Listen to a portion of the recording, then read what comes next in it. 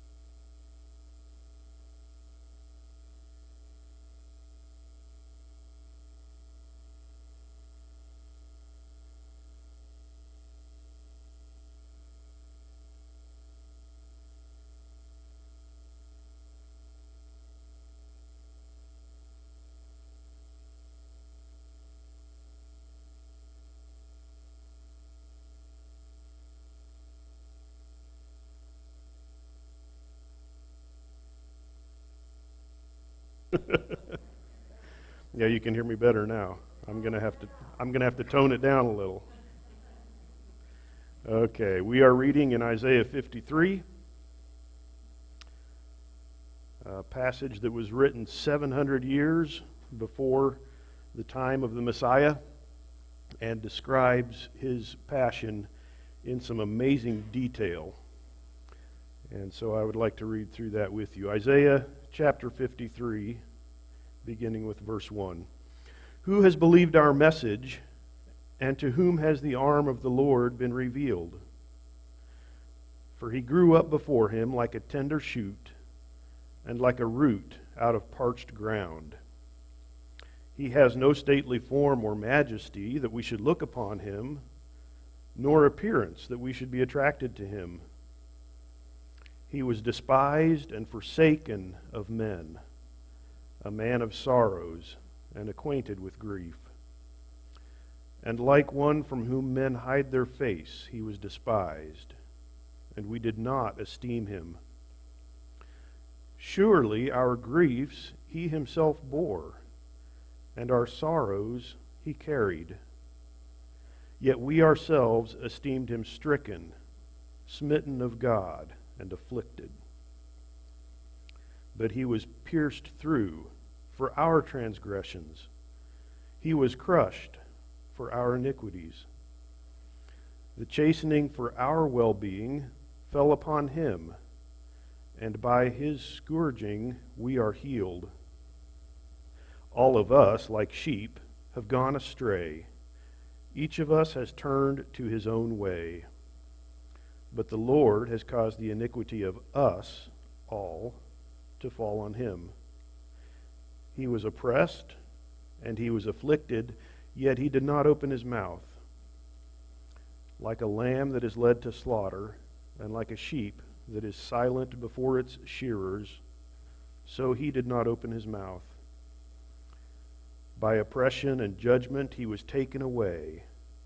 And as for his generation, who considered that he was cut off out of the land of the living for the transgression of my people, to whom the stroke was due? His grave was assigned with wicked men, yet he was with a rich man in his death, because he had done no violence, nor was there any deceit in his mouth. But the Lord was pleased to crush him, putting him to grief. If he would render himself as a guilt offering, he will see his offspring. He will prolong his days, and the good pleasure of the Lord will prosper in his hand. As a result of the anguish of his soul, he will see it and be satisfied. By his knowledge, the righteous one, my servant, will justify the many, as he will bear their iniquities. Therefore, I will allot him a portion with the great, and he will divide the booty with the strong, because he poured out himself to death and was numbered with the transgressors.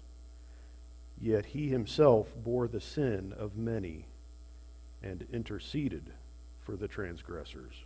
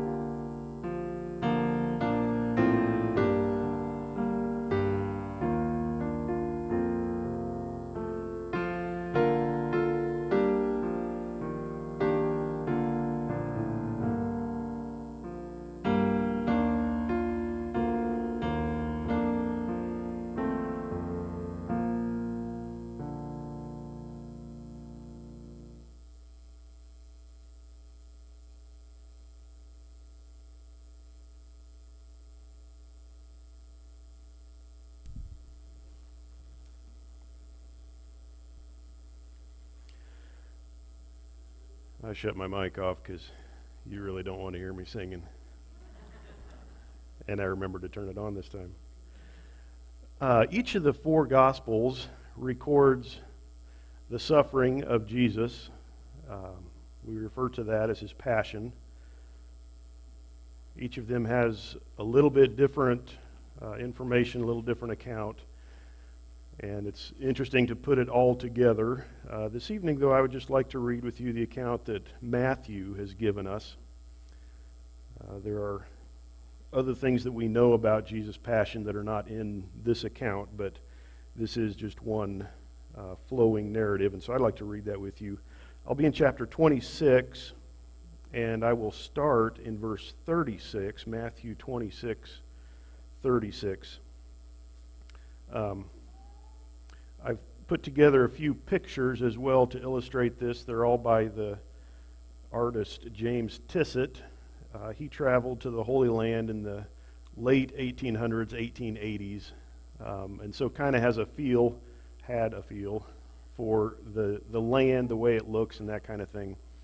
And he did several hundred paintings illustrating the New Testament. I believe it's actually 365, the same number as we have days in the year, and then began on a set for the Old Testament that he didn't finish. He passed away before finishing. But I've chosen a selection of those, and if I've set it up correctly, Gary will be able to scroll through those as I read through this text with you. Matthew chapter 26, and beginning with verse 36. Then Jesus came with them to a place called Gethsemane, and said to his disciples, "Sit here while I go over there and pray." And he took with him Peter and the two sons of Zebedee, and began to be grieved and distressed. Then he said to them, "My soul is deeply grieved, to the point of death. Remain here and keep watch with me." And he went a little beyond them and fell on his face and prayed, saying, "My Father, if it is possible, let this cup pass from me. Yet not as I will, but as you will." And he came to the disciples and found them sleeping, and said to Peter, "So you men could not keep watch with me for 1 hour? Keep watching and praying, that you may not enter into temptation. The spirit is willing, but the flesh is weak." And he went away again a second time and prayed, saying, "My Father, if this cannot pass away unless I drink it, your will be done." Again he came and found them sleeping, for their eyes were heavy. And he left them again and went away and prayed a third time, saying the same thing once more. Then he came to the disciples and said to them, "Are you still sleeping and resting? Behold, the hour is at hand, and the Son of Man is being betrayed into the hands of sinners. Get up, let us be going, and behold, the one who betrays me is at hand." While he was still speaking, behold, Judas, one of the 12, came up, accompanied by a large crowd with swords and clubs, who came from the chief priests and the elders of the people. Now he who was betraying him gave them a sign, saying, "Whomever I kiss, he is the one. Seize him." And immediately Judas went to Jesus and said, "Hail, Rabbi," and kissed him. And Jesus said to him, "Friend, do what you have come for." Then they came and laid hands on Jesus and seized him. And behold, one of those who were with Jesus reached and drew out his sword and struck the slave of the high priest. Then Jesus said to him, "Put your sword back into its place, for all those who take up the sword shall perish by the sword. Or do you think that I cannot appeal to my Father, and he will at once put at my disposal more than 12 legions of angels? How then will the scripture be fulfilled, which says that it must happen this way?" And at that time Jesus said to the crowds, "You have come out with swords and clubs to arrest me as you would against a robber. Every day I used to sit in the temple teaching, and you did not seize me. But all this has taken place to fulfill the scriptures of the prophets." Then all the disciples left him and fled. Those who had seized Jesus led him away to Caiaphas, the high priest, where the scribes and the elders were gathered together. But Peter was following him at a distance, as far as the courtyard of the high priest, and he entered in and sat down with the officers to see the outcome. Now the chief priests and the whole council kept trying to obtain false testimony against Jesus, so that they might put him to death. They did not find any, even though many false witnesses came forward.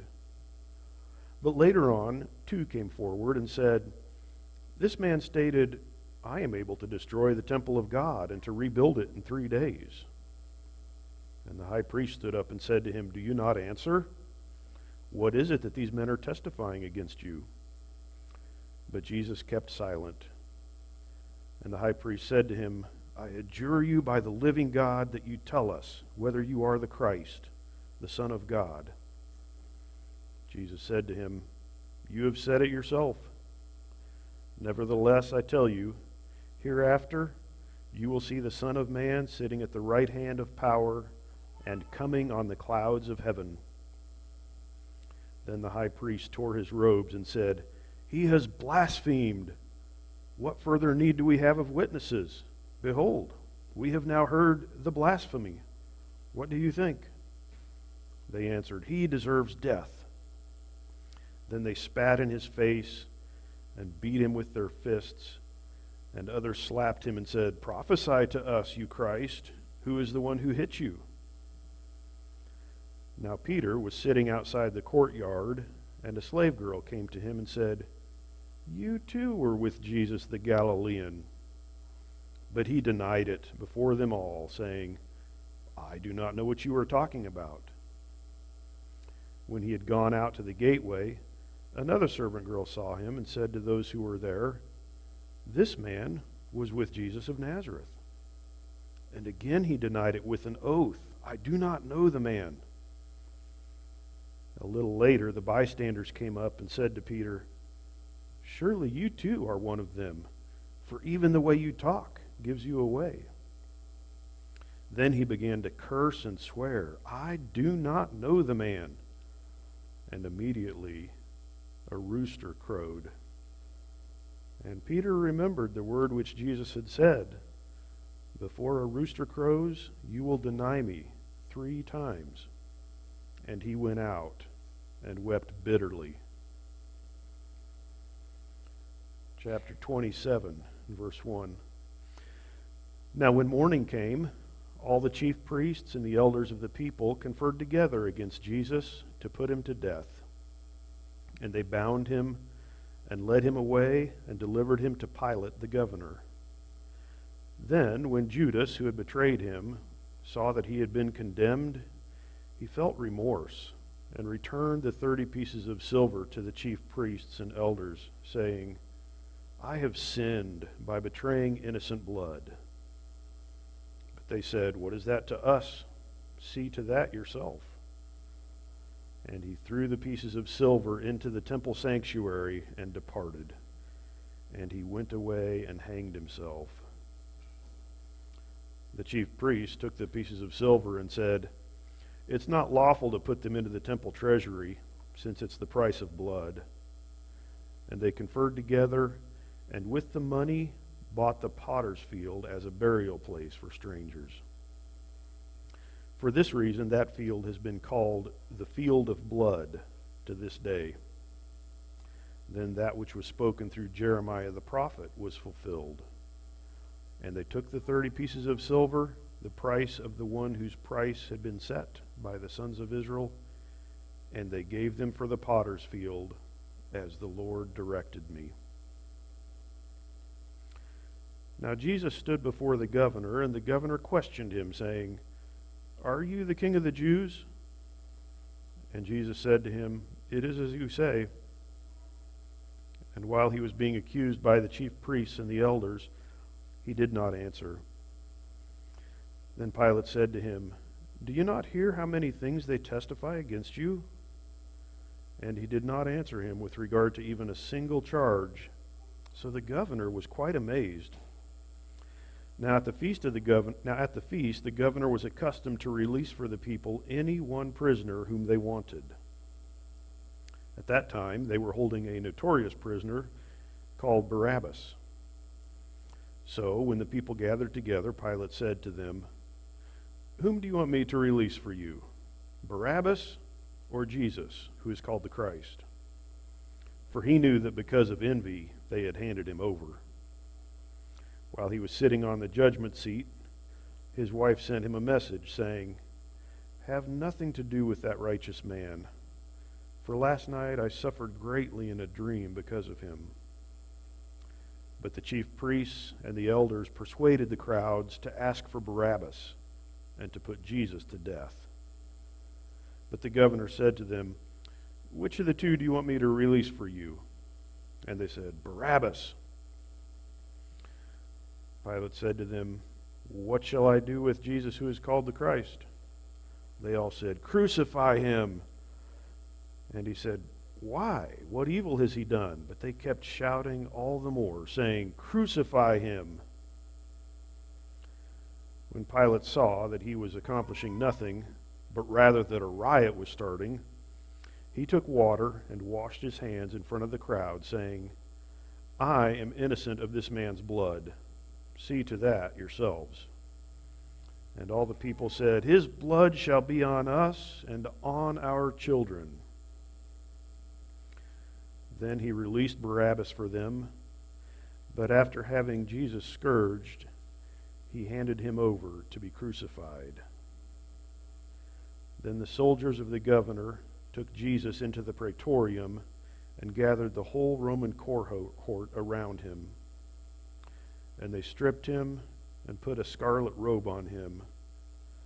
And after twisting together a crown of thorns, they put it on his head, and a reed in his right hand. And they knelt down before him and mocked him, saying, "Hail, King of the Jews!" And they spat on him and took the reed and began to beat him on the head. After they had mocked him, they took the scarlet robe off him and put his own garments back on him and led him away to crucify him. As they were coming out, they found a man of Cyrene named Simon, whom they pressed into service to bear his cross. And when they came to a place called Golgotha, which means place of a skull, they gave him wine to drink mixed with gall. And after tasting it, he was unwilling to drink. And when they had crucified him, they divided up his garments among themselves by casting lots. And sitting down, they began to keep watch over him there. And above his head they put up the charge against him, which read, "This is Jesus, the King of the Jews." At that time 2 robbers were crucified with him, one on the right and one on the left. And those passing by were hurling abuse at him and wagging their heads and saying, "You who are going to destroy the temple and rebuild it in 3 days, save yourself. If you are the Son of God, come down from the cross." In the same way, the chief priests also, along with the scribes and elders, were mocking him and saying, "He saved others. He cannot save himself. He is the King of Israel. Let him now come down from the cross, and we will believe in him. He trusts in God. Let God rescue him now, if he delights in him. For he said, 'I am the Son of God.'" The robbers who had been crucified with him were also insulting him with the same words. Now from the 6th hour, darkness fell upon all the land until the 9th hour. And about the 9th hour, Jesus cried out with a loud voice, saying, "Eli, Eli, lama sabachthani?" That is, my God, why have you forsaken me?" And some of those who were standing there, when they heard it, began saying, "This man is calling out for Elijah." Immediately one of them ran, and taking a sponge, he filled it with sour wine and put it on a reed and gave him a drink. But the rest of them said, "Let us see whether Elijah will come to save him." And Jesus cried out again with a loud voice and yielded up his spirit. And behold, the veil of the temple was torn in two from top to bottom, and the earth shook, and the rocks were split. The tombs were opened, and many bodies of the saints who had fallen asleep were raised. And coming out of the tombs after his resurrection, they entered the holy city and appeared to many. Now the centurion and those who were with him keeping guard over Jesus, when they saw the earthquake and the things that were happening, became very frightened and said, "Truly, this was the Son of God." Many women were there looking on from a distance, who had followed Jesus from Galilee while ministering to him.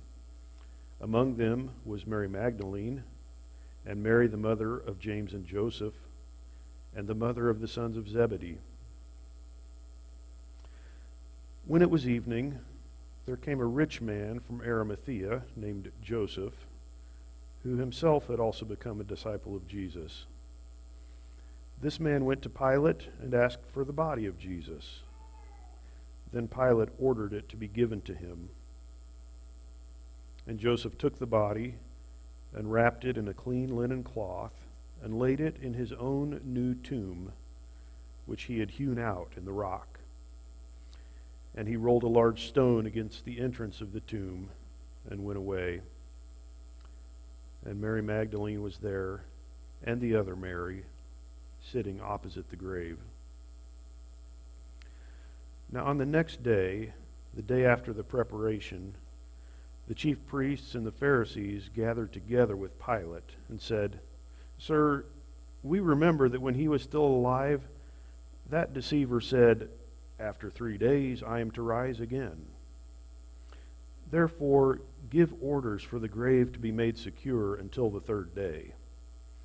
Otherwise, his disciples may come and steal him away and say to the people, 'He has risen from the dead,' and the last deception will be worse than the first." Pilate said to them, "You have a guard. Go, make it as secure as you know how." And they went and made the grave secure, and along with the guard, they set a seal on the stone.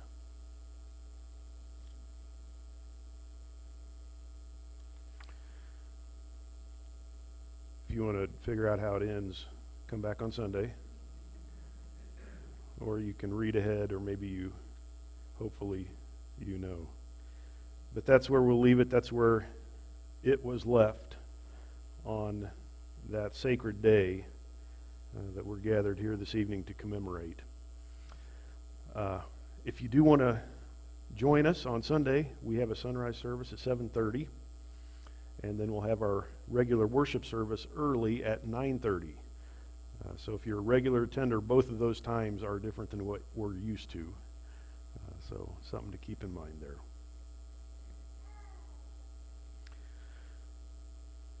Let me close us in a word of prayer. Father, as we read through this account, we are amazed by the suffering that you endured on our behalf. We realize that we cannot begin to comprehend it really. What we read sounds terrible and painful and so difficult, and we know that you did it out of love for us. You, in suffering as an innocent, you have taken our sin upon yourself. All who have faith in you and will call upon you, you promise us eternal life, and you can do that because you have taken our sin upon yourself, and we no longer have to pay the price. We are so grateful for that. Help us to live in light of that. I pray that the way that we live would reflect our knowledge of you and our gratefulness for the dreadful price that you paid. And we look forward to Sunday when we will celebrate your resurrection from the dead and the promise that that holds for us, that we too If we put our faith in you, we too will be raised by you on the day of your choosing. And so even in anticipation, we rejoice in that knowledge. Thank you again so much for your love for us. In your name I pray. Amen. You are dismissed.